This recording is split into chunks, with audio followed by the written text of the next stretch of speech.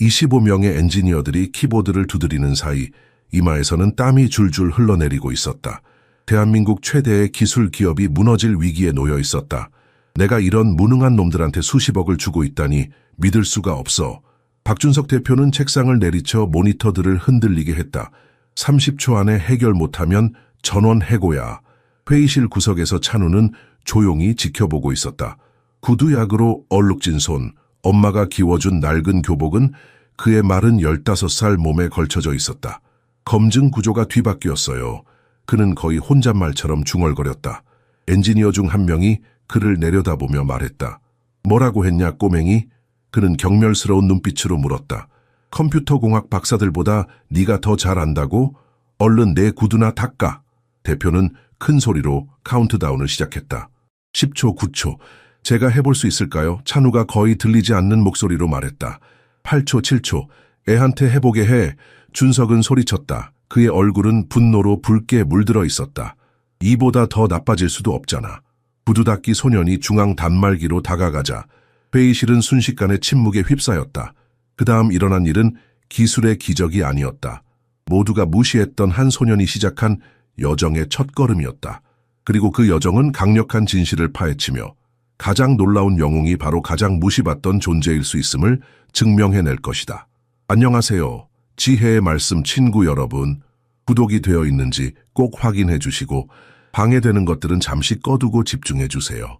이 구두 닦기 소년이 한 행동은 25명의 엔지니어를 부끄럽게 만들었고 한 명의 백만장자 CEO를 감탄하게 만들었습니다. 넥서스 테크의 45층 작전실에서 냉각팬 소리와 타닥거리는 키보드 소리가 공포에 질린 숨소리와 뒤섞였다. 천장의 형광등은 25명의 엘리트 엔지니어들의 창백한 얼굴을 비추었고 그들의 식은땀이 번들거렸다.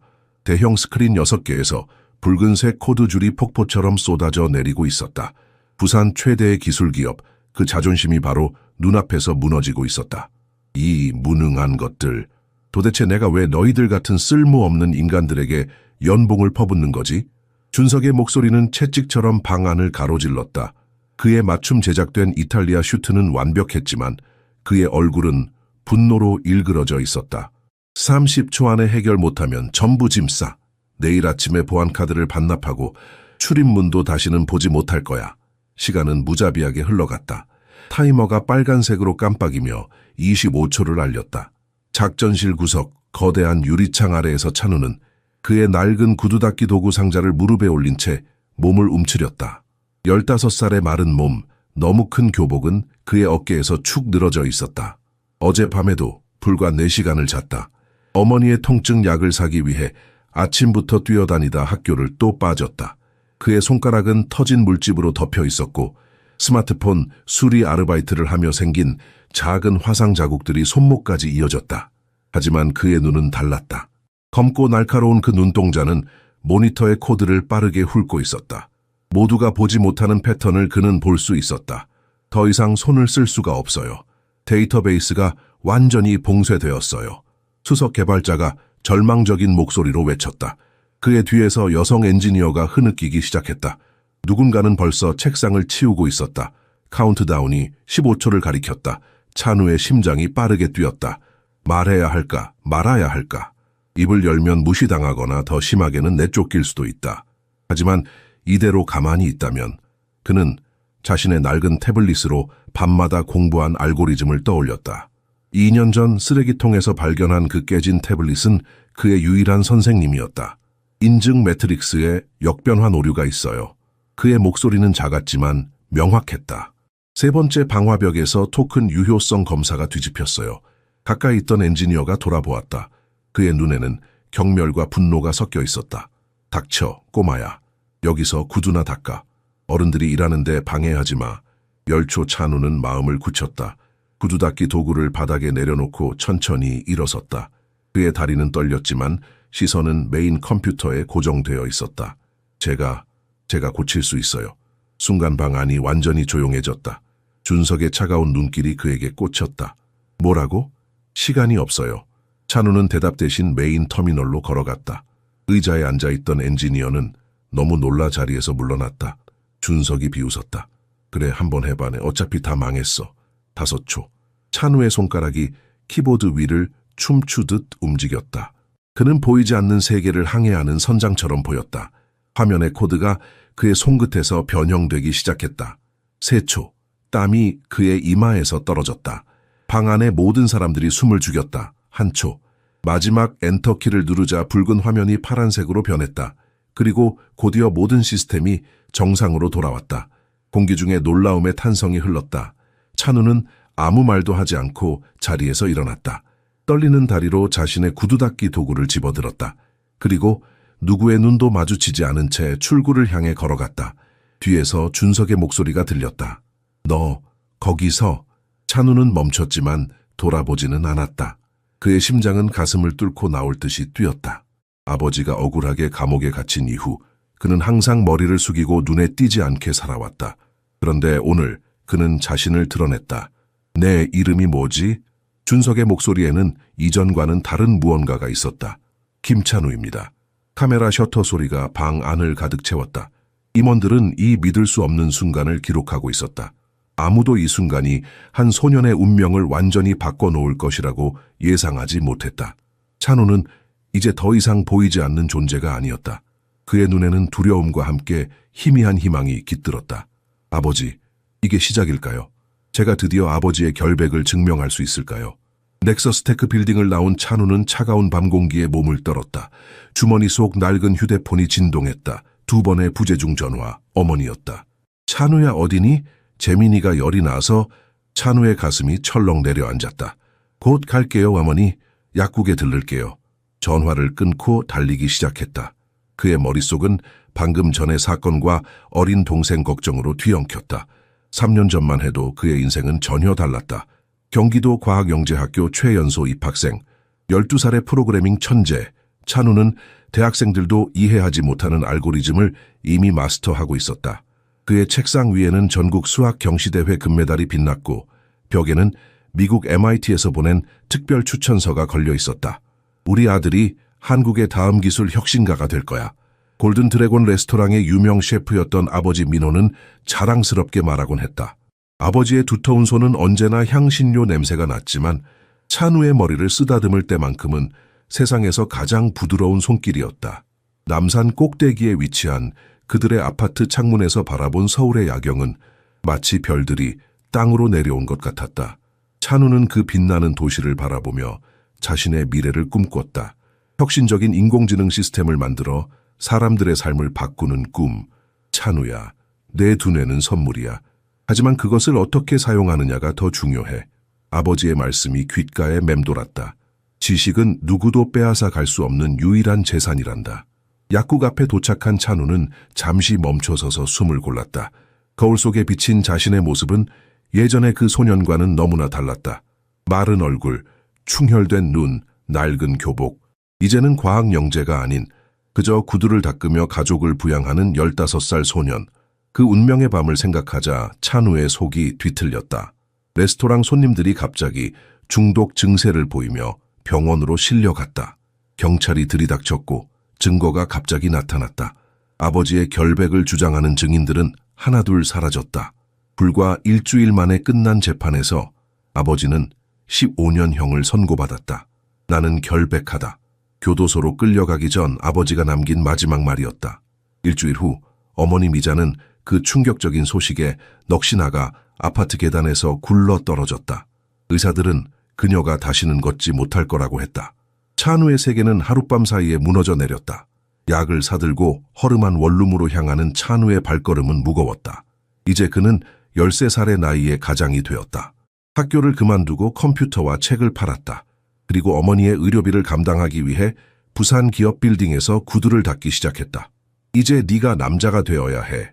그를 고용한 건물 관리인이 말했다. 그 컴퓨터 같은 헛소리는 잊어버려. 네 아버지는 범죄자야. 현실을 직시해. 허름한 원룸 문 앞에 도착한 찬우는 잠시 멈춰섰다. 안에서 들려오는 재민의 기침소리. 방 안에는 휠체어에 앉아 초조하게 기다리는 어머니가 있을 것이다. 그녀의 눈에서 희망의 빛은 오래전에 사라졌다. 하지만 오늘 밤 넥서스 테크에서 일어난 일 이후 찬우의 가슴 속에 작은 불씨가 다시 타오르기 시작했다. 아버지의 억울함을 풀 수 있는 기회가 찾아온 것일까? 문을 열기 전 찬우는 깊게 숨을 들이쉬었다. 아직은 어머니에게 오늘 있었던 일을 말할 수 없었다. 너무 일러, 너무 위험해. 하지만 언젠가는 어머니 약 가져왔어요. 찬우는 문을 열며 평소처럼 담담한 목소리로 말했다. 하지만 그의 눈에는 오랫동안 보이지 않았던 결의가 깃들어 있었다. 새벽 4시 찬우의 하루는 이미 시작되었다. 낡은 정이밥솥이 삐소리와 함께 뜨거운 증기를 내뿜었다. 창문 너머로는 아직 어둠에 잠긴 부산의 항구가 보였다. 멀리서 화물선의 고동소리가 희미하게 들려왔다. 어머니, 약 드세요. 찬우는 따뜻한 물과 함께 어머니의 진통제를 침대 옆 테이블에 놓았다. 미자는 고통스러운 신음과 함께 겨우 상체를 일으켰다. 한때 화사했던 그녀의 얼굴은 이제 고통의 그림자로 가득했다. 고마워, 우리 아들. 그녀의 마른 손이 찬우의 볼을 쓰다듬었다. 또 밤새 공부했구나. 너무 무리하지 마. 찬우는 어머니의 손을 잡았다. 말하지 않았지만 그는 다시 악몽을 꾸었다. 아버지가 법정에서 끌려나가는 꿈. 매일 밤 같은 꿈이 그를 괴롭혔다. 재민아 일어나, 학교 갈 시간이야. 찬우는 작은 방 구석에서 웅크리고 자고 있는 동생을 깨웠다. 7살 재민이는 눈을 비비며 천천히 일어났다. 형, 오늘은 가지마. 재민이가 찬우의 소매를 잡아당겼다. 같이 학교 가자. 찬우는 가슴이 찢어지는 듯한 아픔을 느꼈다. 동생은 아직도 그가 학교에 다닌다고 생각했다. 형은 일해야 해. 내일은 같이 가자. 아침 5시, 찬우는 현관문을 조용히 닫고 계단을 내려갔다. 건물 앞에 쪼그려 앉아 구두약통을 열었다. 이미 닳아 거의 바닥이 보이는 자신의 운동화를 마지막 남은 약으로 정성껏 닦았다. 적어도 오늘은 깨끗한 신발을 신고 싶었다. 부산 중심가로 향하는 첫 버스에 올라타며 찬우는 창밖으로 천천히 밝아오는 도시를 바라보았다. 빌딩들이 하나둘 불을 밝히기 시작했다. 그 불빛 하나하나가 찬우에게는 도달할 수 없는 세계처럼 느껴졌다. 너 김찬우 맞지? 버스 안에서 갑자기 누군가 말을 걸었다. 옆자리에 앉은 중년 남성이었다. 어제 넥서스테크에서 시스템 살린 그 구두 닦기? 찬우는 놀라서 고개를 들었다. 어떻게 아셨어요? 남자는 휴대폰을 보여주었다. 화면에는 찬우가 컴퓨터 앞에 앉아 코드를 입력하는 모습이 담긴 영상이 재생되고 있었다. 조회수는 이미 10만을 넘어가고 있었다. 대단한데? 넌 어디서 그런 걸 배웠어? 남자의 목소리에는 호기심이 가득했다. 찬우는 대답 대신 다음 정류장에서 서둘러 버스를 내렸다. 심장이 격렬하게 뛰었다. 이런 관심은 그와 가족에게 위험할 수 있었다. 지난 3년간 그가 필사적으로 지켜온 익명성이 무너지고 있었다. 기업 빌딩 앞에 도착했을 때 평소보다 많은 사람들이 그를 쳐다보고 있다는 것을 느꼈다. 누군가 손가락질을 하며 속삭였다. 저 애가 그 천재 구두 닦기래. 하루 종일 찬우는 평소보다 많은 사람들의 구두를 닦았다.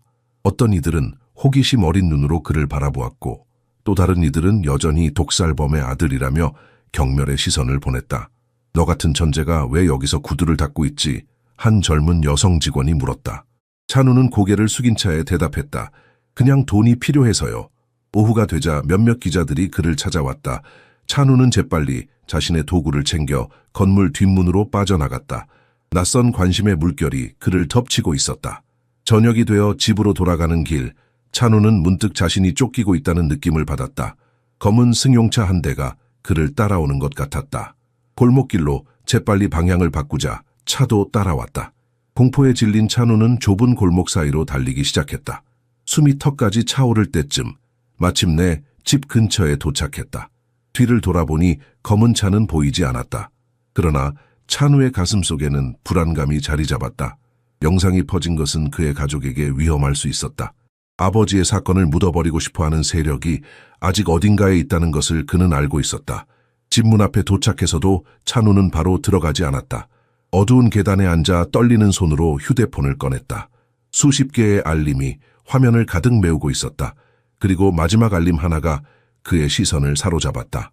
김찬우 씨, 박준석입니다. 넥서스 테크 CEO. 당신과 꼭 이야기하고 싶습니다. 연락 주세요. 찬우는 떨리는 손가락으로 휴대폰 화면을 계속 올렸다. 박준석 CEO의 메시지 외에도 수십 개의 알림이 쏟아져 들어왔다. 부산의 천재 구두 닦기 소년이라는 제목의 기사 링크, 방송 출연 요청, 심지어 몇몇 대학에서 보낸 장학금 제안까지. 어둠 속에서 찬우의 얼굴이 휴대폰 화면에 푸르게 비쳤다. 폭풍 같은 감정이 그의 가슴을 뒤흔들었다. 공포, 혼란, 그리고 오랫동안 억눌러왔던 희망. 어떻게 해야 하지? 찬우는 혼잣말을 중얼거렸다. 평범한 청소년처럼 SNS에 빠져 살던 시절이 있었다. 하지만 아버지의 사건 이후 그는 모든 온라인 활동을 중단했다. 보이지 않는 것이 안전했다. 그런데 이제 문이 열리는 소리에 찬우는 휴대폰을 주머니에 급하게 넣었다. 찬우야, 왜 밖에 있니? 어머니의 걱정스러운 목소리가 들렸다.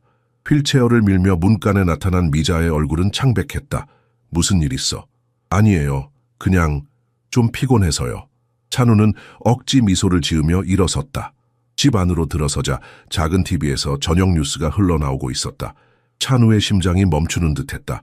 화면에는 그가 넥서스테크에서 시스템을 구하는 영상이 재생되고 있었다. 부산의 한 고등학생이 대한민국 최대 기술 기업 중 하나의 시스템을 구했습니다. 김찬우 군은 단순한 구두 닦기로 일하던 중 회사의 핵심 시스템이 다운되는 위기 상황을 목격했고, 찬우야, 미자의 목소리가 떨렸다. 이게 무슨 일이니? 재민이가 TV 앞으로 뛰어갔다. 형이 TV에 나왔어. 우와, 형이 영웅이야. 찬우는 대답할 수 없었다. 아나운서의 말이 계속되었다. 더욱 놀라운 것은 김찬우 군의 과거입니다. 3년 전 유명 레스토랑 골든 드래곤의 식중독 사건으로 15년형을 선고받은 김민호 씨의 아들로 찬우는 리모컨을 집어 TV를 꺼버렸다. 방 안에 무거운 침묵이 내려앉았다. 찬우야, 미자가 마침내 입을 열었다. 무슨 일이 있었던 거니? 찬우는 어제 넥서스테크에서 있었던 일을 모두 털어놓았다. 그리고 그 결과로 자신의 정체가 어떻게 공개되었는지, 그리고 CEO의 연락까지. 미자의 눈에서 눈물이 흘러내렸다. 너의 재능을 세상이 마침내 알아봤구나. 그녀의 손이 찬우의 얼굴을 감쌌다. 네 아버지가 얼마나 자랑스러워 하실까. 하지만 어머니, 이건 위험할 수도 있어요.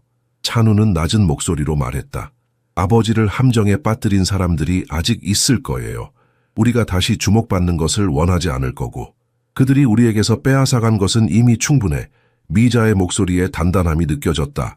이제 숨지 마라, 아들아. 내 빛을 감추지 마라. 다음 날 아침, 찬우가 평소처럼 구두 닦기 도구를 들고 나서려 할 때 미자가 그를 불러 세웠다. 찬우야, 박준석 씨를 만나보는 게 어떠니? 찬우는 놀라서 고개를 들었다. 정말요? 직감이 그래. 미자는 미소 지었다. 내 아버지도 항상 기회가 왔을 때 용기 있게 잡아야 한다고 했잖니? 찬우는 주머니에서 휴대폰을 꺼내 CEO의 메시지를 다시 읽었다. 그리고 천천히 답장을 쓰기 시작했다. 박준석님께 만나 뵙고 싶습니다. 시간과 장소를 알려주시면 찾아뵙겠습니다. 김찬우 드림. 보내기 버튼을 누르는 순간 찬우는 마치 자신의 운명이 완전히 새로운 방향으로 흘러가기 시작하는 것을 느꼈다. 그날 오후 찬우는 여전히 구두 닦기 일을 하고 있었지만 모든 것이 달라졌다. 사람들은 이제 그의 얼굴을 알아보았다. 어떤 이들은 셀카를 요청했고 또 다른 이들은 그가 어떻게 그런 복잡한 코드를 이해했는지 물었다. 정말 독학으로 배운 거야? 한 젊은 엔지니어가 물었다. 찬우는 고개를 끄덕였다. 도서관과 인터넷으로요. 그러나 모든 반응이 긍정적인 것은 아니었다. 점심시간, 한 중년 남성이 그에게 접근했다. 독살범의 아들이 여기서 영웅놀이를 하는군. 남자의 목소리는 차가웠다. 네 아버지가 내 친구를 병원에 보냈어. 운 좋게 한번 코드를 고쳤다고 해서 그 죄가 씻어지는 건 아니야. 찬우는 입술을 깨물었다. 그러나 이번에는 고개를 숙이지 않았다. 대신 남자의 눈을 똑바로 바라보며 말했다. 제 아버지는 결백합니다. 언젠가 그 진실이 밝혀질 겁니다. 오후 늦게 찬우의 휴대폰이 울렸다. 박준석이었다. 내일 아침 9시 넥서스 타워 43층 내 사무실로 오게. 넥서스 타워 앞에 선 찬우는 목을 젖혀 43층을 바라보았다. 하늘을 찌르는 유리와 철골 구조물은 마치 다른 세계의 문처럼 느껴졌다. 그의 낡은 교복은 오늘따라 더 초라하게 느껴졌다. 어젯밤 미자가 낡은 재봉틀로 꿰맨 자리가 소매에 선명했다. 괜찮아.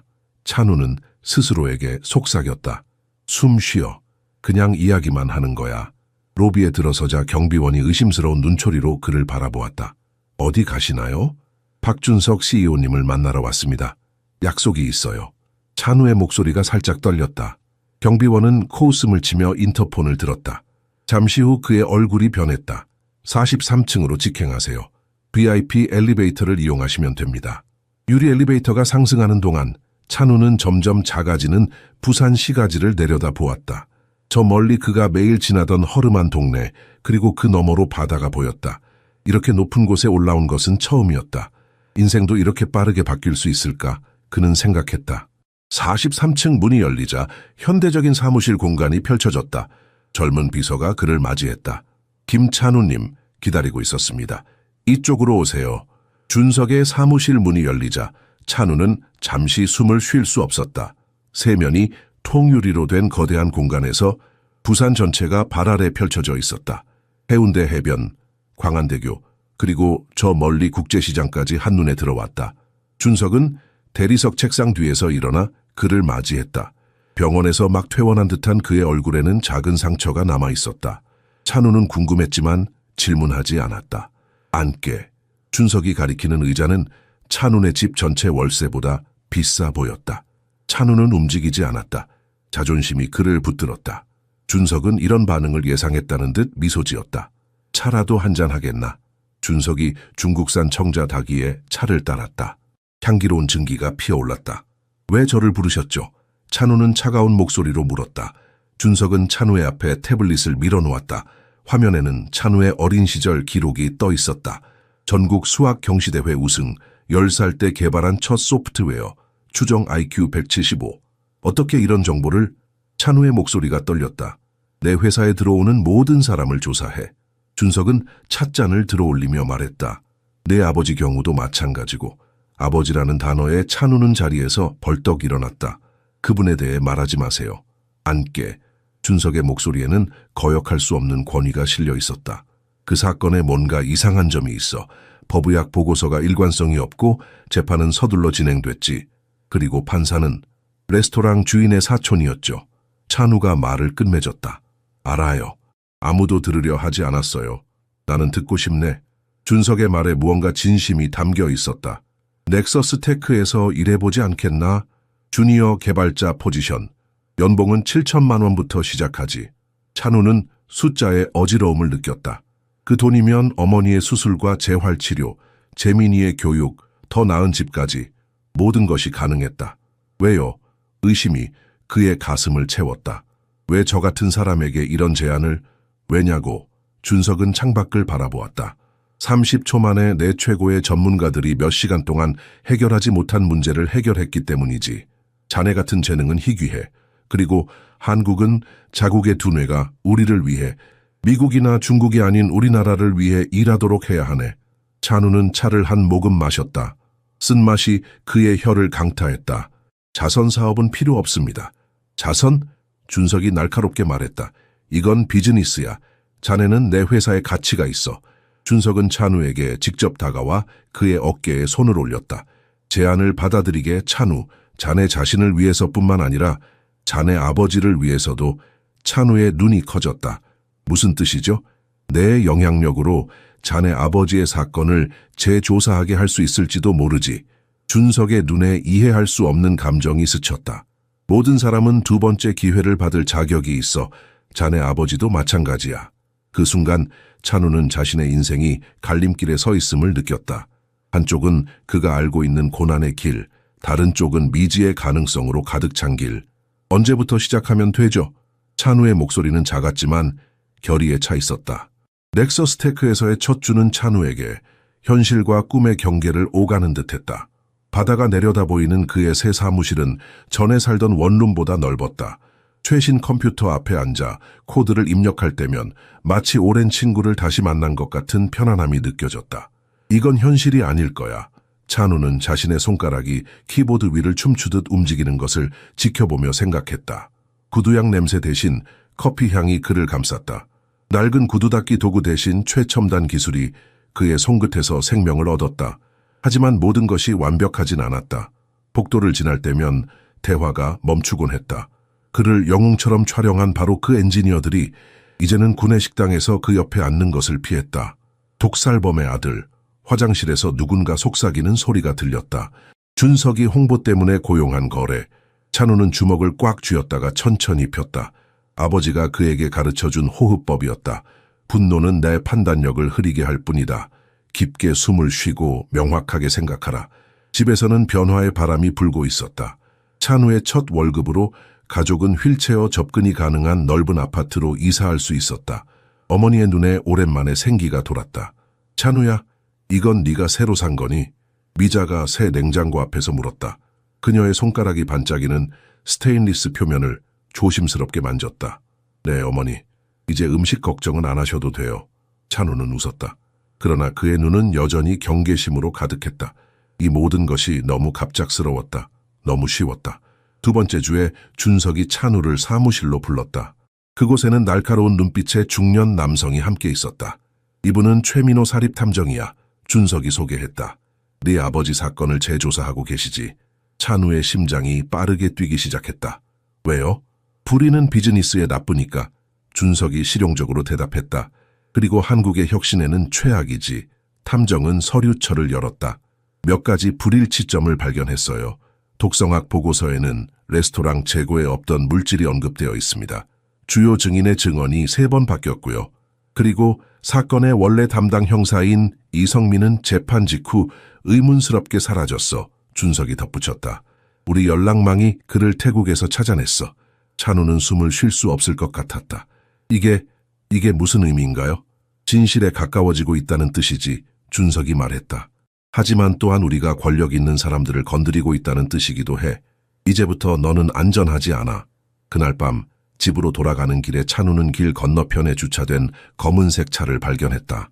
가까이 다가가자 차는 급히 출발했지만 그 전에 찬우는 운전자의 얼굴을 잠깐 볼 수 있었다. 법정에서 아버지에게 불리한 증언을 했던 바로 그 남자였다. 가슴이 철렁 내려앉는 느낌이었다. 준석의 경고가 현실이 되고 있었다. 집에 도착한 찬우는 현관문을 2번 확인하고 잠갔다. 재민이는 이미 잠들어 있었고 어머니는 TV 앞에서 뜨개질을 하고 있었다. 늦었구나. 미자가 미소 지었다. 회사 일이 많니? 찬우는 어머니에게 자신이 본 것을 말할 수 없었다. 걱정시키고 싶지 않았다. 대신 억지 미소를 지었다. 내 새 보안 시스템을 개발하고 있어요. 그날 밤 찬우는 노트북으로 아버지의 사건에 관한 모든 뉴스 기사를 검색했다. 골든 드래곤 식중독 사고에 대한 보도, 아버지의 체포, 그리고 재판, 그리고 그는 전에 보지 못했던 것을 발견했다. 사고 직후 개업한 임페리얼 팰리스라는 경쟁 레스토랑의 기사였다. 소유주의 이름은 강대정. 찬우는 그 이름을 기억했다. 아버지가 종종 언급했던 사람이었다. 기술은 있지만 영혼이 없는 요리사. 그리고 기사 사진 속에서 강대정의 바로 옆에 서 있는 한 남자의 모습에 찬우의 시선이 고정되었다.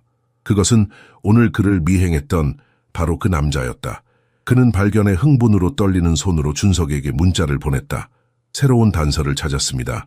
내일 아침에 뵙고 싶습니다. 답장은 즉시 왔다. 조심해라. 네가 진실에 가까워질수록 그들은 더 위험해질 것이다. 넥서스 테크에서의 일상은 맹렬한 속도로 흘러갔다. 찬우는 낮에는 복잡한 코드에 몰두하고 밤에는 아버지 사건의 문서들을 연구했다. 2개의 퍼즐, 똑같이 도전적인 미스터리가 그의 깨어있는 모든 순간을 집어삼켰다. 좀 쉬어야 해. 수진이 충고했다. 그녀는 다른 이들과 달리 찬우를 진심으로 존중해주는 몇 안 되는 선임 엔지니어였다. 천재라도 잠은 자야 해. 찬우는 충혈된 눈을 화면에서 떼지 않고 대답했다. 아버지가 자유로워지면 그때 쉴게요. 수진은 잠시 망설이다 낮은 목소리로 말했다. 내 아버지 사건에 관심 있는 사람이 많아. 좋은 의미로만은 아니야. 무슨 뜻이에요? 찬우가 마침내 고개를 들었다. 내 동생이 검찰청에서 일해. 누군가 이 사건 파일을 계속 추적하고 있대. 수진은 주변을 살폈다. 조심해, 찬우야.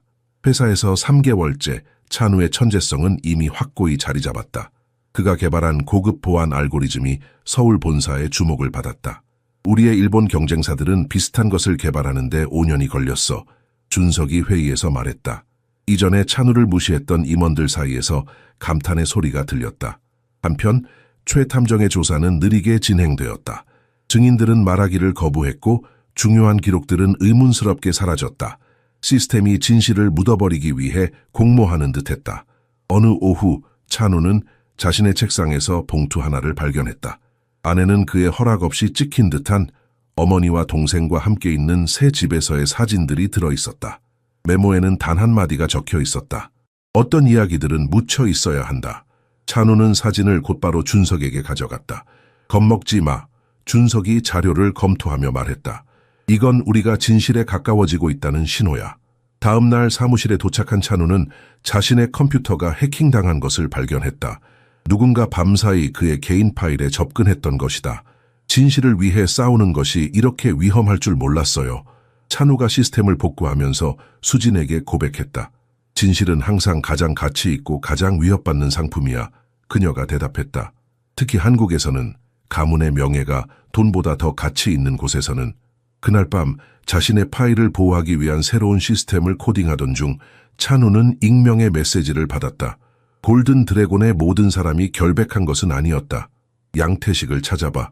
이름은 찬우에게 아무런 의미가 없었지만 빠른 검색으로 충격적인 사실이 드러났다.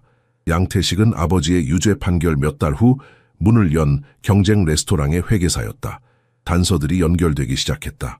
찬우는 사무실에서 늦게까지 남아 모든 정보를 정리했다. 저녁 11시가 넘어 건물이 거의 비었을 때 복도에서 발소리가 들렸다. 찬우는 모니터를 끄고 책상 아래로 몸을 숨겼다. 문이 열리고 손전등 빛이 사무실을 훑었다. 두 남자의 속삭이는 목소리. 여기가 그 꼬마의 컴퓨터야. 준석이 그를 특별 취급하고 있어. 모든 파일을 복사해. 서두르자. 경비원이 30분마다 순찰해. 찬우의 심장이 격렬하게 뛰었다. 그들은 USB를 그의 컴퓨터에 꽂았다. 그 순간 그가 방금 설치한 보안 시스템이 작동했다. 경보음이 울리고 모든 불이 켜졌다. 젠장! 한 남자가 저주를 내뱉었다. 둘은 서둘러 사무실을 빠져나갔다. 찬우는 떨리는 다리로 일어섰다. 그들의 얼굴을 정확히 보지 못했지만 한 가지는 확실했다. 그는 지금 아주 위험한 게임의 한가운데 있었다. 그날 밤 집에 돌아가는 길에 찬우는 평소보다 더 조심했다. 모든 그림자, 모든 이상한 소리에 신경을 곤두세웠다. 문득 뒤를 돌아보니 그를 미행하던 검은 차가 보였다. 그는 이번에 도망치는 대신 휴대폰을 꺼내 차의 번호판을 찍었다. 집 현관에 도착했을 때 찬우는 잠시 멈춰 섰다. 아버지의 사진이 담긴 액자를 바라보며 속삭였다. 아버지, 제가 점점 가까워지고 있어요. 기다려주세요. 임페리얼 팰리스라는 이름의 레스토랑은 부산 중심계에 위치해 있었다. 찬우는 거리 건너편에서 화려한 입구를 바라보았다. 금빛으로 장식된 문, 붉은 카펫, 그리고 입구에서 손님들을 맞이하는 제복 입은 직원들. 3년 전까지만 해도 이곳은 텅 빈 부지였다. 강대정은 내 아버지의 주요 경쟁자였어. 찬우 옆에 앉은 초회 탐정이 설명했다. 여러 차례 골든 드래곤을 인수하려 했지만 네 아버지는 모든 제안을 거절했지. 그리고 양태식은요? 6년 동안 네 아버지 밑에서 일했어. 그리고 사건 직후 갑자기 강대정 밑으로 자리를 옮겼지. 찬우는 분노가 치밀어 오르는 것을 느꼈다. 그가 아버지를 배신한 거군요. 아마도. 하지만 우리는 추측이 아닌 증거가 필요해. 그들은 차 안에서 몇 시간 동안 레스토랑을 지켜보았다. 저녁 9시경 양태식으로 추정되는 남자가 건물에서 나왔다. 초의 탐정이 사진을 찍었다. 확실히 그가 맞아. 찬우가 3년 전 아버지 레스토랑 단체 사진을 보여주며 말했다. 여기 있어요. 양태식은 럭셔리 세단에 올라탔다. 최 탐정이 엔진을 켰다. 따라가 보자. 양태식의 차는 부산의 부유한 동네를 지나 고급 아파트 단지에 도착했다. 최 탐정은 찬우에게 차 안에 있으라고 지시한 뒤 자신은 로비로 들어갔다. 10분 후 돌아온 그는 메모장을 보여주었다. 양태식 2402호. 매달 임대료가 너희 가족의 1년 생활비보다 많아. 찬우의 손이 떨렸다. 회계사 월급으로는 불가능한 금액이죠. 정확해. 최 탐정이 고개를 끄덕였다. 누군가 그에게 돈을 대주고 있어. 다음 날 넥서스 테크에서 찬우는 준석에게 새로운 발견을 보고했다. 준석은 창밖을 바라보며 깊은 생각에 잠겼다. 이 모든 것이 너무 깔끔하게 연결되는군. 그가 마침내 말했다. 강대정은 네 아버지의 레스토랑 부지를 원했어. 양태식은 내부 정보를 제공했을 거야. 아마도 그들은 처음부터 네 아버지를 몰아내려는 계획을 세웠던 거지. 하지만 여전히 결정적인 증거가 없어요. 찬우가 좌절감에 말했다. 준석은 잠시 침묵했다. 한 가지 방법이 있을지도 모르겠다. 그가 천천히 말했다. 이성민 형사를 태국에서 찾았어. 그가 진실을 알고 있을 거야. 그를 어떻게 설득할 수 있죠? 그는 이미 한 번 매수되었잖아요. 모든 사람에게는 약점이 있어. 준석의 눈이 날카롭게 빛났다. 나는 태국으로 가볼 생각이야. 하지만 너는 여기 남아 있어야 해. 너무 위험해. 찬우는 항의하려 했지만 준석의 단호한 표정에 말을 삼켰다. 그날 저녁 찬우가 집으로 돌아가던 중 갑자기 검은 세단이 그의 앞에 급정거했다. 문이 열리고 두 명의 큰 체구의 남자가 나타났다. 김찬우 씨, 강대정 회장님께서 만나고 싶어 하십니다. 찬우는 도망칠 생각도 했지만 이것이 진실에 다가갈 기회일 수도 있다는 생각이 들었다. 그는 차에 올랐다. 차는 임페리얼 팰리스로 향했다. 영업시간이 끝난 레스토랑은 이제 고요했다. 찬우는 화려한 실내를 지나 개인 사무실로 안내받았다. 강대정은 60대 중반의 남자로 날카로운 눈빛과 권위 있는 자세를 가지고 있었다. 그는 미소를 지으며 찬우에게 앉으라고 손짓했다. 김민호의 아들 강대정이 말했다. 네가 얼마나 네 아버지를 닮았는지 모르겠구나. 찬우는 감정을 숨기려 노력했다. 저를 왜 부르셨습니까? 경고하려고 강대정의 미소가 사라졌다. 네온 위험한 물속으로 너무 깊이 들어가고 있어. 돌아가거라, 소년. 네 새 직업을 즐기고 과거는 과거로 놔두거라. 제 아버지는 결백합니다. 찬우가 단호하게 말했다. 강대정은 웃었다. 결백? 세상에 완전히 결백한 사람은 없다, 소년아. 네 아버지도 마찬가지야. 무슨 뜻이죠? 강대정은 서랍에서 폴더를 꺼냈다. 네 아버지가 내게 말하지 않은 것들이 있어. 골든 드래곤의 진짜 역사에 대해. 찬우가 폴더를 열려고 할 때 휴대폰이 진동했다. 준석으로부터의 메시지였다. 지금 당장 그곳을 나와. 함정이다. 찬우는 갑자기 일어섰다. 가봐야겠습니다. 강대정은 놀란 듯했지만 곧 평정을 되찾았다. 기억해라, 김찬우. 어떤 진실은 발견되는 것보다 묻혀있는 게 나을 수도 있어. 밖으로 나온 찬우는 빠르게 골목길로 빠져달리기 시작했다. 그의 마음은 혼란스러웠다. 강대정이 보여주려 했던 것은 무엇이었을까? 진짜 증거인지 아니면 또 다른 함정인지. 한 가지 확실한 것은 그가 이제 게임의 중심에 들어섰다는 사실이었다. 그리고 이 게임은 점점 더 위험해지고 있었다. 임페리얼 팰리스에서 도망친 찬우는 숨이 턱까지 차오르도록 달렸다. 골목길과 뒷길을 통해 몇 번이나 방향을 바꾸면서 누군가 따라오는지 확인했다. 간신히 안전한 장소에 도착했을 때 그의 셔츠는 땀으로 흠뻑 젖어 있었다. 24시간 PC방에 들어가 구석자리를 잡은 찬우는 떨리는 손으로 준석에게 전화를 걸었다. 어디에요? 무슨 일이 있었던 거죠? 찬우의 목소리는 여전히 공포로 떨리고 있었다. 방금 태국에서 돌아왔어. 준석의 목소리는 피곤했지만 흥분된 것 같았다. 이성민 전 형사를 만났어. 그가 모든 것을 자백했어. 찬우야, 우리에게 결정적인 증거가 생겼어. 찬우의 심장이 빠르게 뛰었다. 정말요? 무슨 내용이죠? 전화로 말하기엔 위험해. 내일 오전 9시 내 사무실에서 만나자. 통화를 끊고 찬우는 잠시 앉아 머리를 정리했다. 3년간의 고통과 불확실성이 마침내 끝날 수 있을까? 아버지가 다시 자유로워질 수 있을까? 집으로 돌아가기 전에 찬우는 공중전화를 찾아 수진에게 전화했다. 찬우, 괜찮아? 다들 너 찾고 있어. 수진의 목소리에 걱정이 가득했다. 난 괜찮아요. 하지만 내 컴퓨터 파일들을 백업해 주실 수 있을까요? 아모는 아버지 생일이에요. 알았어. 하지만 조심해, 찬우야. 오늘 이상한 사람들이 너에 대해 물어보고 다녔어. 집에 도착했을 때는 이미 자정이 넘어 있었다. 찬우는 조용히 문을 열었지만 어머니는 여전히 깨어 거실에서 그를 기다리고 있었다. 어디 있었니? 미자의 눈은 걱정으로 가득했다. 찬우는 망설였다.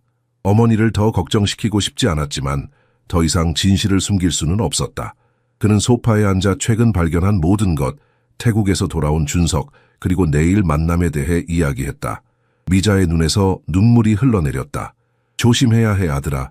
네 아버지를 이렇게 만든 사람들은 그들은 무슨 짓이든 할 거야. 알아요, 어머니. 하지만 이제 물러설 수 없어요.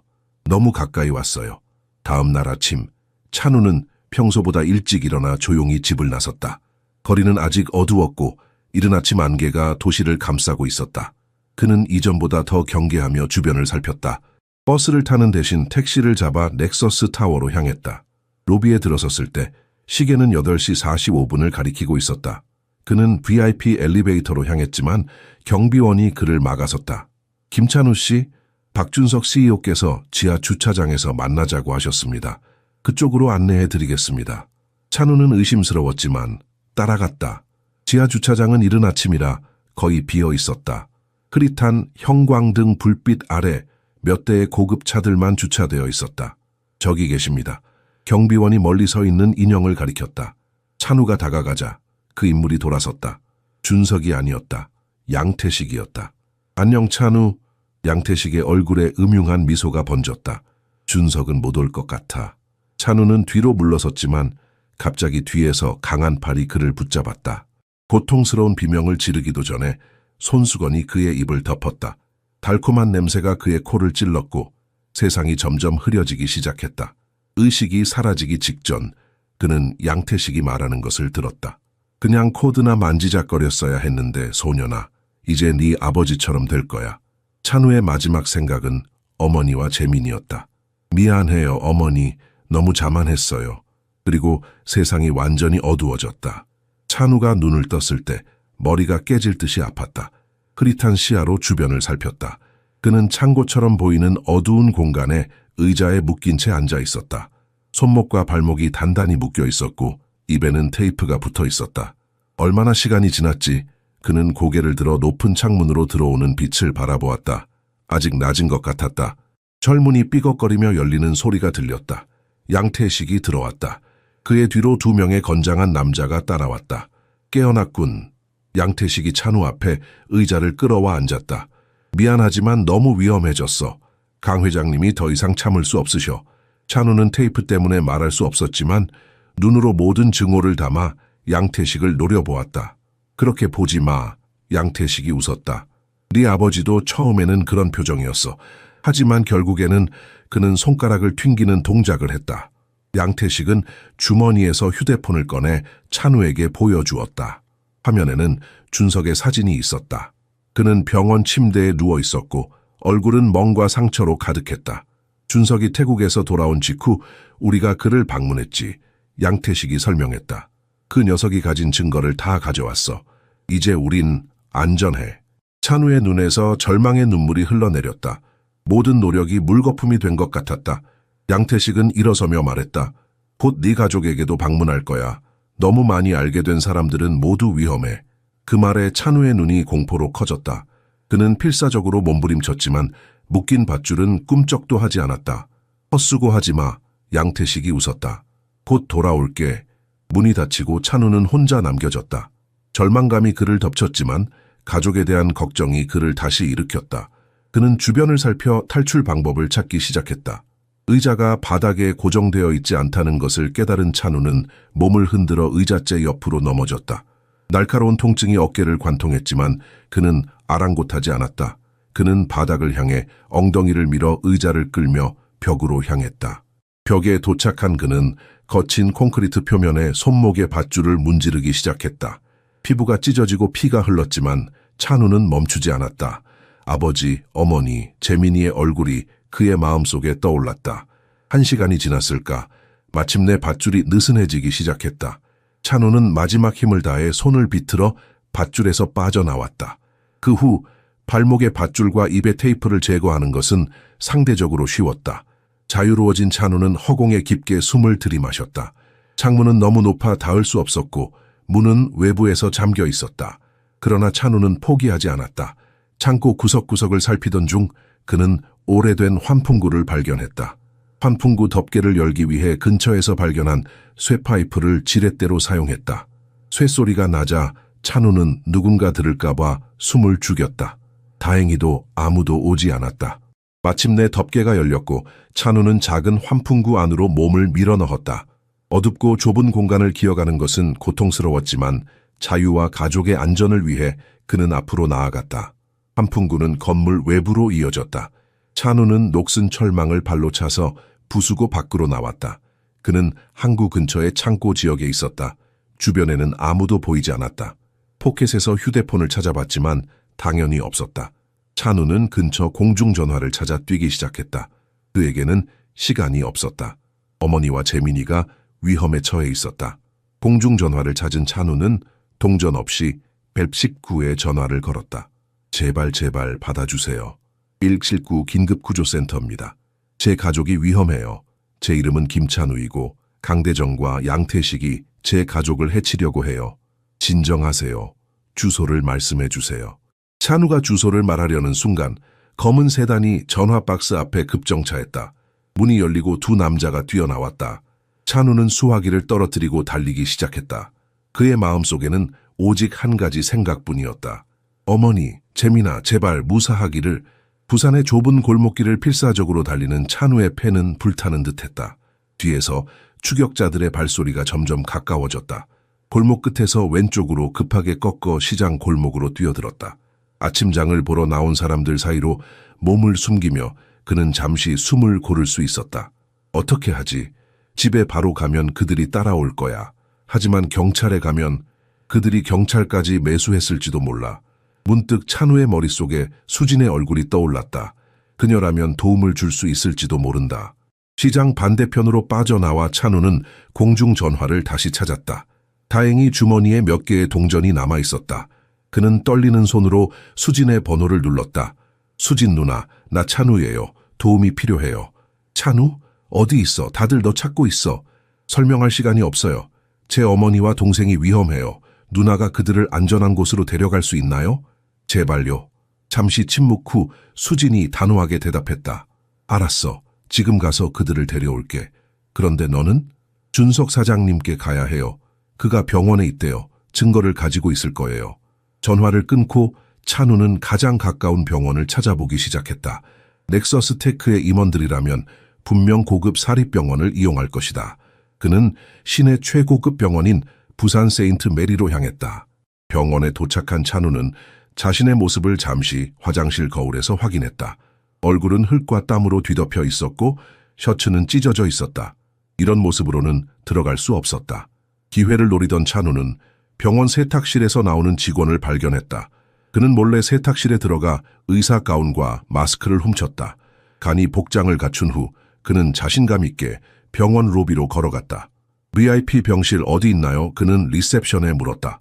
10층입니다, 선생님. 엘리베이터를 타고 10층에 도착한 찬우는 간호사 스테이션을 조심스럽게 살폈다. 2명의 간호사가 서류 작업에 몰두해 있었다. 그는 마치 당연히 있어야 할 사람처럼 자연스럽게 복도를 걸어가기 시작했다. VIP 병실 문 앞에는 경비원이 서 있었다. 찬우는 잠시 망설였지만 곧 의사처럼 보이도록 차트를 들고 접근했다. 체크하러 왔습니다. 경비원은 의심스러운 눈초리로 그를 바라보았다. 명단에 없는데요. 그때 병실 안에서 준석의 목소리가 들렸다. 들어오게 해. 경비원은 놀라며 문을 열어주었다. 찬우는 빠르게 병실로 들어갔다. 준석은 침대에 누워 있었다. 그의 얼굴은 멍과 상처로 가득했지만 눈빛은 여전히 날카로웠다. 어떻게 알았지? 찬우가 마스크를 벗으며 물었다. 준석이 미소 지었다. CCTV, 내 병실 밖에 설치되어 있어 네가 오길 기다렸어. 양태식이 저를 납치했어요. 제 가족도 위험해요. 이미 알고 있어. 준석이 태블릿을 집어들었다. 내 보안팀이 지금 내 가족을 보호하고 있어.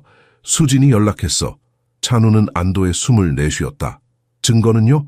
양태식이 모두 가져갔다고 했어요. 준석의 입가에 교활한 미소가 번졌다. 양태식이 가져간 건 가짜야. 진짜 증거는. 그는 베개 밑에서 작은 USB를 꺼냈다. 여기 있어. 이성민 형사의 자백 영상, 강대정이 범행을 지시한 증거, 그리고 판사에게 뇌물을 준 은행 기록까지. 모두 여기에 있어. 찬우는 USB를 받아들며 눈물이 고였다. 이걸 어떻게 경찰에 전달하죠? 그들도 매수되었을지 모르는데. 경찰이 아니야. 준석이 말했다. 언론에 직접 공개할 거야. 내가 개발한 특별한 플랫폼이 있어. 한 번 업로드되면 아무도 막을 수 없어. 모든 주요 뉴스 채널에 동시에 전송돼. 찬우는 잠시 생각에 잠겼다. 하지만 어떻게 사람들이 이걸 믿게 만들죠? 진실은 모든 사람이 볼 수 있을 때 힘을 가져. 준석이 설명했다. 한국에서는 여론이 가장 강력해. 증거가 충분히 명백하면 아무리 권력 있는 사람도 피할 수 없어. 찬우는 결의에 찬 눈빛으로 고개를 끄덕였다. 언제 시작할까요? 지금 당장. 준석이 노트북을 열었다. 너와 내가 함께. 찬우가 USB를 꽂자 화면에 수많은 파일이 나타났다. 그 중에는 이성민 형사의 영상 자백도 있었다. 저는 강대정에게 매수되어 김민회에게 불리한 증거를 조작했습니다. 독극물은 강대정이 사촌의 실험실 연주를 통해 구한 것이었습니다. 찬우의 눈에서 뜨거운 눈물이 흘러내렸다. 3년간의 고통과 굴욕, 그리고 끝없는 의심 끝에 마침내 진실이 빛을 보게 될 것이었다. 준비됐어? 준석이 물었다. 찬우는 깊게 숨을 들이쉬고 업로드 버튼에 손가락을 올렸다. 내 아버지를 위해. 찬우의 손가락이 업로드 버튼을 누르는 순간 병실 안의 공기가 전기로 충전된 듯 긴장감으로 가득 찼다. 화면에 진행률 표시줄이 천천히 채워지는 동안 찬우와 준석은 숨죽인 채 지켜보았다. 완료되었습니다. 기계적인 알림음이 울리고 준석의 태블릿에 알림이 쏟아지기 시작했다. 시작됐어. 준석이 중얼거렸다. 이제 아무도 이 진실을 멈출 수 없어. 병실 밖에서 갑자기 소란스러운 발소리가 들렸다. 문이 거칠게 열리고 양태식이 경비원 2명을 데리고 들어왔다. 늦었어. 양태식. 준석이 태블릿을 들어보이며 싸늘하게 말했다. 모든 증거가 이미 공개됐어. 지금쯤 내 사무실에는 검찰이 들이닥치고 있을 거야. 양태식의 얼굴이 창백해졌다. 불가능해. 너. 그의 시선이 찬우에게 꽂혔다. 너는 내가 가뒀었는데. 과소평가했군. 찬우가 똑바로 서서 말했다. 내 아버지를 그랬던 것처럼. 병실의 TV가 갑자기 특별 뉴스 속보 화면으로 바뀌었다. 앵커의 목소리가 긴박하게 흘러나왔다. 방금 입수된 충격적인 증거에 따르면 3년 전 골든 드래곤 식중독 사건은 경쟁 레스토랑 주인인 강대정 씨가 조직한 음모였던 것으로 밝혀졌습니다. 전 담당 형사의 자백 영상과 판사 매수 증거가 포함된. 양태식은 경비원들을 향해 소리쳤다. 저 둘을 막아. 당장. 그러나 경비원들은 움직이지 않았다. 그중 하나가 이어폰을 만지며 말했다. 죄송합니다, 양 이사님. 방금 본사에서 지시가 왔습니다. 당신은 더 이상 넥서스테크와 관련이 없으며 저희는 김찬우 씨와 박준석 사장님을 보호하라는 명령을 받았습니다. 양태식은 믿을 수 없다는 표정으로 뒤로 물러섰다. 그때 그의 휴대폰이 울렸다. 떨리는 손으로 전화를 받은 그의 얼굴이 더욱 창백해졌다. 강 회장님. 그의 목소리가 떨렸다. 네, 알겠습니다. 바로. 전화를 끄는 양태식은 마치 모든 생기가 빠져나간 듯했다. 그는 찬우와 준석을 마지막으로 노려보고는 병실을 서둘러 빠져나갔다. 준석은 미소를 지었다. 진실의 도미노 효과야. 하나의 거짓이 무너지면 모든 거짓이 따라 무너지지. 이후 48시간은 마치 폭풍의 눈 속에 있는 것 같았다. 찬우는 어머니와 재민이와 함께 넥서스테크가 제공한 안전 가옥에 머물렀다. TV에서는 계속해서 새로운 소식들이 쏟아져 나왔다. 부산검찰청 특별수사팀이 구성되었다. 임페리얼 팰리스는 불매운동으로 문을 닫았다. 강대정의 자산이 동결되었다. 양태식은 국경을 넘으려다 체포되었다. 찬우의 휴대폰은 쉬지 않고 울렸다. 인터뷰 요청, 출판 제안, 심지어 할리우드 영화 제작자의 연락까지 왔다. 이건 꿈이 아닐까요? 찬우가 미자에게 물었다. 어머니는 창가에 앉아 하늘을 바라보고 있었다. 꿈이 아니야, 아들아. 미자의 눈에서 눈물이 흘러내렸다. 진실은 결국 이기는 법이야. 셋째 날 아침, 준석이 직접 안전가옥을 방문했다. 그의 얼굴에는 피로가 역력했지만 눈은 승리의 기쁨으로 빛났다. 좋은 소식이야. 그가 찬우의 어깨를 잡았다. 대법원이 네 아버지의 사건을 재심하기로 결정했어. 더 좋은 소식은 증거가 너무 명백해서 재판 없이 무죄 판결이 내려질 가능성이 높다는 거야. 찬우는 말문이 막혔다. 그토록 오랫동안 꿈꿔왔던 순간이 마침내 현실이 되려는 찰나였다. 언제요? 찬우의 목소리가 떨렸다. 일주일 이내. 준석이 대답했다. 내 아버지가 곧 돌아오실 거야, 찬우야. 재민이가 기쁨에 찬 비명을 지르며 방 안을 뛰어다녔다. 아빠가 오신대. 아빠가 집에 오신대. 미자는 조용히 울고 있었다. 그녀의 어깨가 흐느낌으로 떨렸다. 찬우는 어머니 곁에 무릎을 꿇고 그녀의 손을 잡았다. 우리가 해냈어요, 어머니. 미자는 아들의 얼굴을 양손으로 감싸며 속삭였다. 네가 해냈어, 우리 아들. 네가 해냈어. 그날 밤 찬우는 오랜만에 깊고 평화로운 잠에 빠져들었다. 꿈속에서 그는 아버지와 함께 골든 드래곤의 주방에 서 있었다. 아버지는 미소를 지으며 말했다. 자랑스럽다, 아들아. 부산중앙교도소의 회색 벽과 철조망은 그 어느 때보다 음울하게 느껴졌다. 비가 부슬부슬 내리는 아침, 찬우는 어머니의 휠체어를 밀며 면회실로 향하는 길을 걸었다. 재민이는 아버지를 위해 특별히 그린 그림을 꼭 쥐고 있었다. 떨려요. 미자가 휠체어에 앉아 손을 비비며 속삭였다. 그녀는 아침 일찍부터 머리를 손질하고 오랫동안 간직해온 옥 비녀를 꽂았다. 낡았지만 여전히 단정한 한복을 입은 그녀의 모습은 왠지 모를 슬픈 아름다움이 있었다. 저도요, 찬우가 인정했다. 그의 심장은 마라톤을 달린 것처럼 뛰고 있었다. 교도소 관계자가 그들을 맞이했다. 김민호 씨의 가족분들이시죠?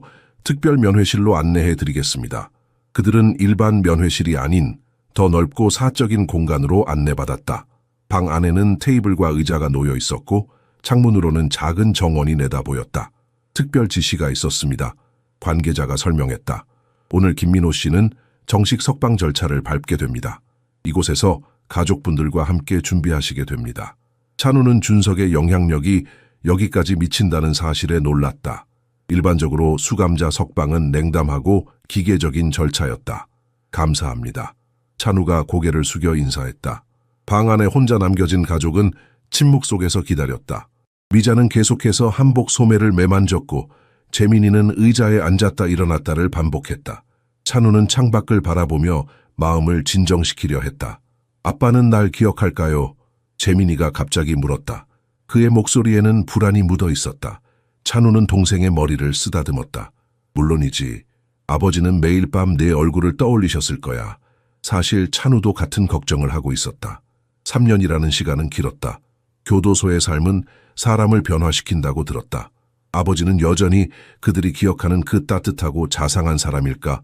문이 열리는 소리에 모두의 시선이 집중되었다.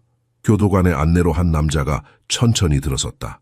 민호는 교도소에서 지급한 검은색 정장을 입고 있었다. 그것은 그의 마른 체구에 약간 헐렁해 보였다. 한때 새까만 머리카락은 이제 희끗희끗했고 그의 얼굴에는 깊은 주름이 패여 있었다. 하지만 그의 그 눈만은 찬우가 기억하는 그대로였다. 지혜와 따뜻함이 깃든 눈, 순간 방 안에 시간이 멈춘 듯했다. 아무도 움직이지 않았고 아무 말도 하지 않았다. 3년간의 이별이 만든 간극은 단순한 포옹으로 메울 수 없을 만큼 넓어 보였다. 재민이가 먼저 침묵을 깼다. 아빠, 그는 충동적으로 아버지를 향해 달려갔다. 민호는 무릎을 꿇고 어린 아들을 맞이했다. 그의 떨리는 손이 재민의 얼굴을 조심스럽게 만졌다. 마치 꿈이 아닌지 확인하려는 듯했다. 나의 작은 재민아. 민호의 목소리는 오랫동안 사용하지 않은 듯 거칠었다. 많이 컸구나.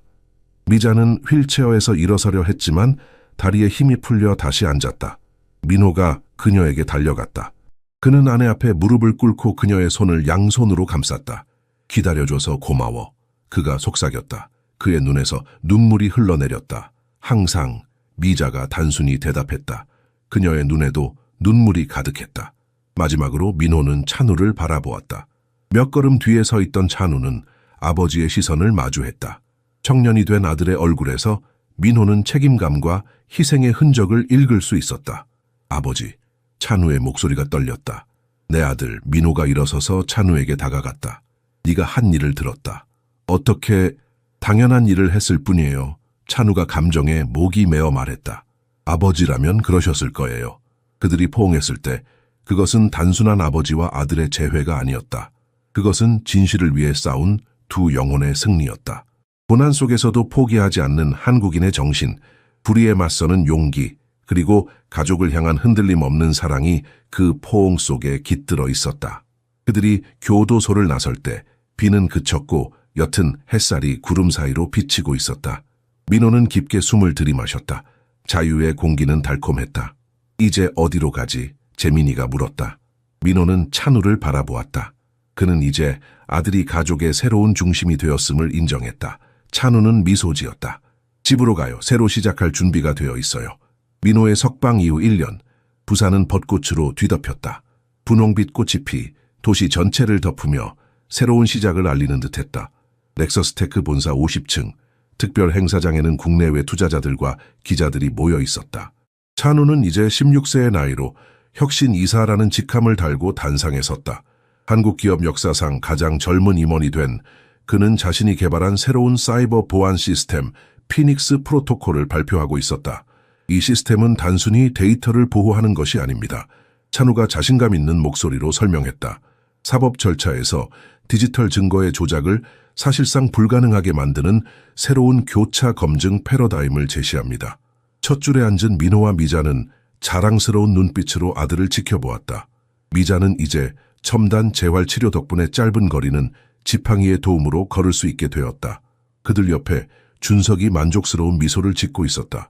한때 구두닦이 소년에게 건 그의 도박은 회사 역사상 가장 큰 기술적 도약으로 이어졌다. 발표가 끝난 후 미국인 기자가 질문했다.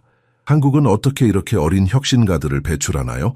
실리콘밸리에서는 이런 시스템을 만들기 위해 수백 명의 팀이 필요할 텐데요. 찬우는 잠시 생각하다 답했다. 한국에서는 어릴 때부터 진정한 기술이 단순히 이익을 창출하는 것이 아니라 가치를 보호하는 것임을 배웁니다. 우리의 역경 극복 역사는 장애물을 기회로 보는 법을 가르쳐 주었죠. 행사가 끝난 후 가족은 찬우의 새 사무실에 모였다. 창밖으로는 부산항이 한눈에 내려다 보였다. 찬우의 책상 위에는 어린 시절 과학 경시대회 메달과 함께 아버지가 감옥에서 빼곡히 적어보낸 편지들이 액자에 담겨 있었다. 내 사무실이 내 옛 주방보다 넓구나. 민호가 웃으며 말했다. 민호는 완전히 명예를 회복한 후 정부의 보상금으로 작은 커뮤니티 레스토랑을 열었다. 진실이라는 이름의 이 식당은 어려운 가정의 청년들을 고용하여 요리를 가르치는 장소가 되었다. 그곳은 이제 부산에서 저항과 갱생의 상징이 되었다.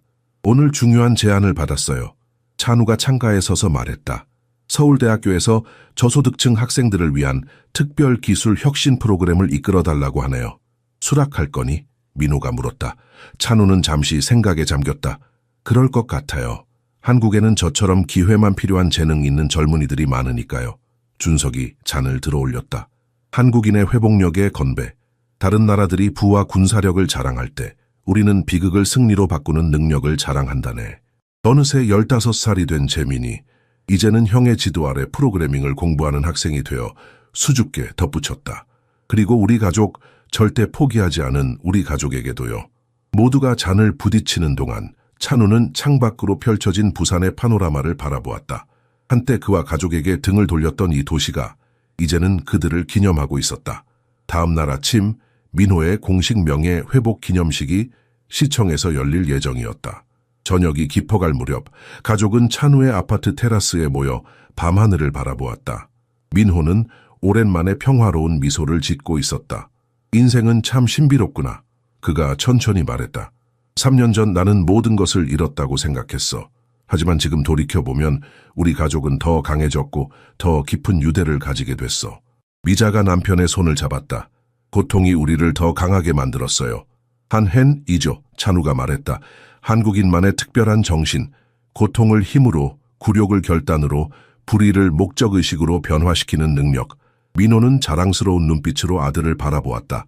너는 단순한 프로그래머가 아니라 진정한 현자로 성장했구나, 아들아. 밤하늘에 별들이 하나둘 빛나기 시작했다. 찬우는 가장 밝은 별을 가리키며 말했다. 어렸을 때 아버지가 말씀하셨죠. 별은 가장 어두운 밤에 가장 밝게 빛난다고. 민호가 고개를 끄덕였다. 그리고 네가 우리 가족의 가장 밝은 별이 되었구나. 그날 밤 찬우는 오랜만에 자신의 어릴 적 꿈을 떠올렸다. 세상을 바꾸는 기술을 만들겠다는 꿈. 그 꿈은 이제 현실이 되었지만 전혀 다른 방식으로. 그는 단순히 코드를 작성한 것이 아니라 정의와 진실이라는 더 큰 가치를 위해 싸웠다. 창문 너머로 부산의 불빛이 별처럼 반짝이고 있었다. 새로운 날이 밝아오고 있었고 김 가족에게는 이제 진정한 자유와 함께하는 첫 봄이 시작되고 있었다. 가장 어두운 밤이 지나면 찬우는 마음속으로 생각했다. 항상 새로운 여명이 온다.